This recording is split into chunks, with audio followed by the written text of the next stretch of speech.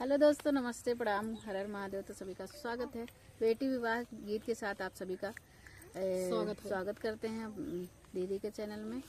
और आप सब सुनिएगा, सपोर्ट कीजिएगा और कैसा लगा कमेंट में जरूर बताइए। लाइक कमेंट करना। बहुत धमाकेदार। हाँ, अच्छा। लालनवा बिया गीत है ये। बनवा में रोएली बन के कोयलिया, यार बन के कोयलिया, यार जलवा में झलकी मछली रे लालनवा, यार जलवा में झलकी मछली रे लालनवा। बेटी लइके रोवेला बेटी कई पापा, अरे बेटी कई पापा, अरे काई से करब कन्यादान रे लालनवा, अरे काई से करब कन्यादान रे लालनवा।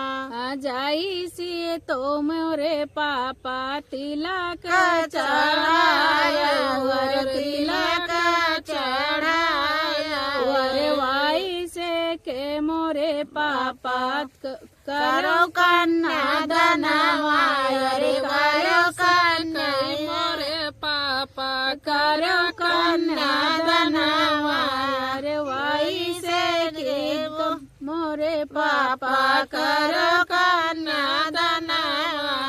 तिलक चढ़ावत बेटी कुछु ना बुझाइल, अरे कुछु ना बुझाइल, अरे धिया दान हमसे ना होई रे लालनवा, अरे धिया दान हमसे ना होई रे लालनवा।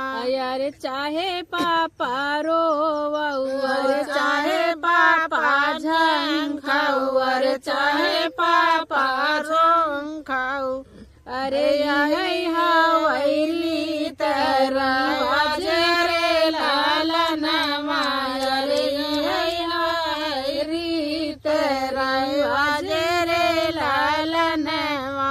अरे बनवा मरो बन के कोयलिया, अरे बन के कोयलिया, अरे जल